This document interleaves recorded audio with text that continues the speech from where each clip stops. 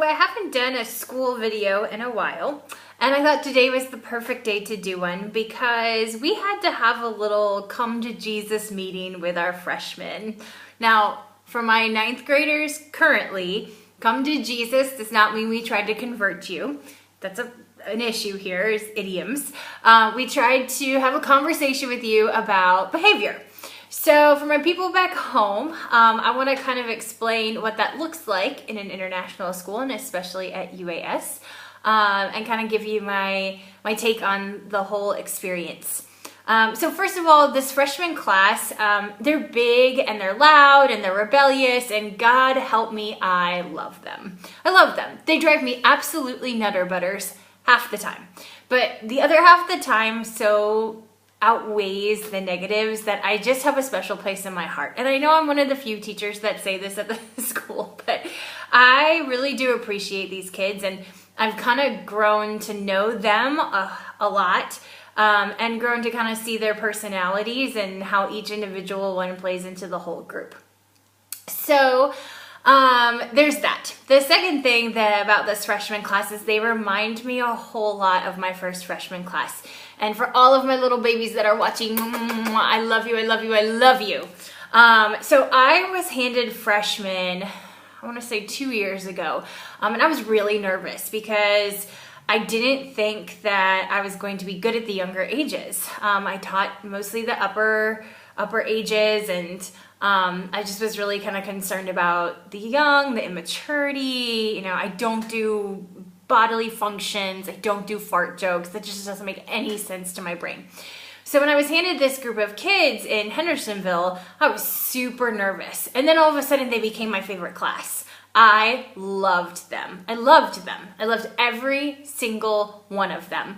And then I got to have them a second year, which was so much fun because I got to see some of them really grow and progress. So those were my babies.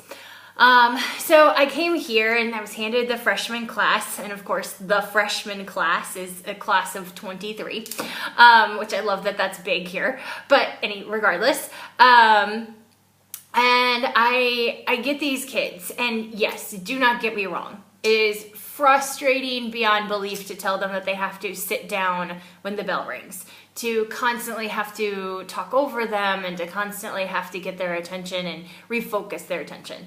That is frustrating. But that's not something that I haven't had to deal with. And so it was really interesting and eye-opening for me to see other teachers who have been in the international scene for a long time and how they dealt with this situation, because they have such different expectations than I do. When you have 33, and yes, that's how big my one freshman class was, 33 students in an honors class. So when you have 33 students in an honors class and you can barely fit your birthing hips around their desks to get to each one of them, a class of 13 and a class of 9 seems like heaven. So I've been having conversations back and forth with teachers, and it just came to that point where we were frustrated enough to have a class meeting.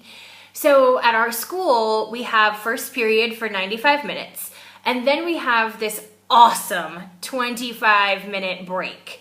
And it's basically just a chance for the kids to wake up a little bit, grab a snack, because our high schoolers especially have a very long time before they get lunch. They can go into the flex space, they can, just be kids for a little bit, and then we come back and refocus. I love this break. I live for this break. So the fact that we all took time out of our day and our break, which I think the kids think it's all for them. No, I promise you it's for your teachers as well, was a big deal. It was a big deal. So we took the kids into one of the classrooms, and all of the teachers had a chance to really express what their frustrations were and what their expectations were. And I really loved this because, first of all, it was the first time that I saw our principal as a disciplinarian, because I haven't had to interact with him in that way. And so this was our first kind of discipline principal, and he was serious. Man, he was serious. He laid down the law, and you could tell that these kids really respected him and really kind of heard what he had to say, and also the threats that he had for them. You don't live up to our expectations, there will be consequences.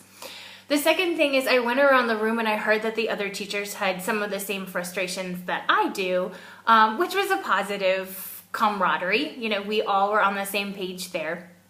But then the last thing that I uber appreciated was the fact that our principal gave the students an opportunity to voice their sort of how they would rectify the situation. They heard us, and what were they going to do to change their behavior? And I think this was great because it gave the kids a chance to really focus and analyze and comprehend what was said, and then reverberate. Is that the right word? I'm an English teacher. It's been a long day, guys. To verbalize back to us what they were going to do to make sure that they don't get on our nerves, and that we do have a productive day, and we do have learning that goes on in the classroom, and that the kids who are behaved don't have to fall to the wayside because we're constantly dealing with behaviors. So, I mean, you had the kids that were repeating other kids and stuff like that, but you had the ones that were really impressing me with their astuteness and their honesty. You know, the student who said, I am one of those kids that talks out of turn, and I need to do something about that. You know, the kid that came in and said, I think that a lot of kids give up too easily, and then they're bored, and so they act out because they're bored. I was like, that's it. Graduate him now. He's good. Excuse me. And I really appreciated that. You also could tell that there were kids who had listened in class. You know, my co-teacher and I talk about code switching a lot with our 9th graders, and how you need to switch your language code depending on where you are. In an academic classroom, you need to be academic. Out in the flex space and break, you can be yourself and be the immature 9th grader. And so they kind of brought that up while they were talking and saying their piece.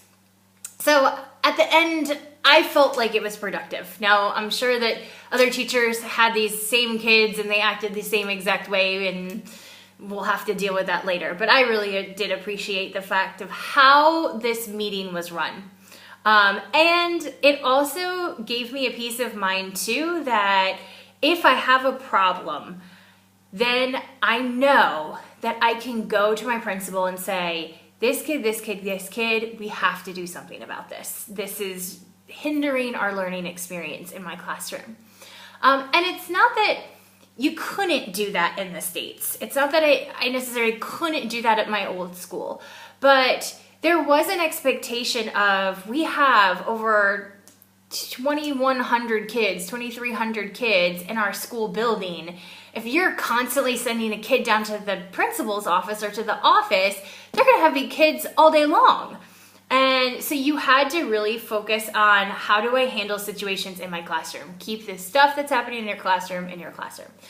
And so that's how I've always worked. That's how I've always kind of functioned as a teacher. I've only sent two kids to the principal. One for de-pantsing himself in my class. Yes, he took his pants off in my class. That is a thing in public school. And second, a kid who just was so blatantly disrespectful, I had no words left. I'd use my sarcasm, I'd use my kindness, I'd use everything I could to cajole this kid to shut up and sit down and do his work and not disrupt, and it wasn't happening. He had absolutely no respect for me. So, done. You're out. You're out for the count. You're in the sin bin. You're in the sin bin. It's for you, Leslie. So, I know if something happens, that I can go to this principal and say, hey, I have some issues, and this kid's causing a disruption. I like the kid. We've built a rapport, but I can't have him or her do this. So that was really, really interesting to see. On top of that, my first block had not had the meeting yet. So they took their vocabulary quizzes, and then my third block had the meeting. And on the vocabulary quiz, the prompt for using their words was, what can we do at UAS to make it a better place? So of course my first period group were all about, we can get rid of the kids who are vacuous, and we can get rid of the homework and create a more didactic place. And my third period, so it was all about like how to actually improve the school. My third period was all about, oh, our behavior is exasperating our teachers, and we hate that we are causing them stress and then drama, and our histrionics is causing them to just, go crazy. And it was all this like shame. So it was really funny to see the two differences. But I also, at the end of the day, I look at them and I'm like, you're children. You're children. And ninth grade is such a unique age. It's such a unique age because they just came from being the top dogs of middle school. They've moved on to being the underdog, the biggest underdog you could be. The difference between a freshman and a senior is like planet Earth and Saturn. It's completely different. I mean, there is just no comparison. And so my seniors, when they look at these little freshmen, they're like, don't talk to me, don't touch me. And my freshmen are like, love me, love me, love me, love me, love me. So the maturity is not there. It's not there. You have the handful that something clicked in their mind, something clicked in their little bodies that now they are more mature than everybody else and they have that decorum. But you also have the students who haven't clicked. And it doesn't mean that they're not going to. It just means they haven't done it yet. And so you have to kind of approach them in a very different way.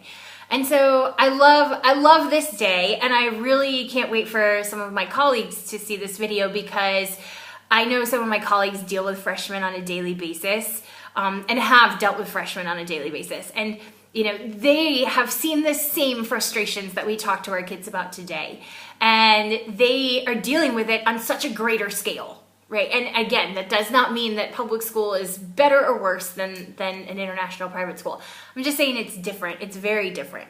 And so I want to hear from my colleagues. I want to hear from you, and I want to hear what you think about this situation and maybe how you would do something differently. If you had a group that was a little bit rambunctious, how do you deal?